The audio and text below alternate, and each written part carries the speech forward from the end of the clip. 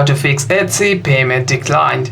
First, you want to simply open the Etsy application, and inside the Etsy app you want to simply tap on your profile. Here you want to simply go to your profile or go to your settings over here, and you'd be able to you want to simply make sure that your payment information is correct while making a checkout. You want to simply go to your cart as well, and if you have any kinds of item that you're looking to check out, you want to simply make sure that your payment method is valid over there, and you want to also make sure that your card has sufficient funds. And if that's the case, and if you do have enough funds as well. However, if you're still facing any kinds of problem, you want to simply try using another payment method, or you want to simply restart the Etsy app once or refresh the website if you're using the website, and try the payment process again.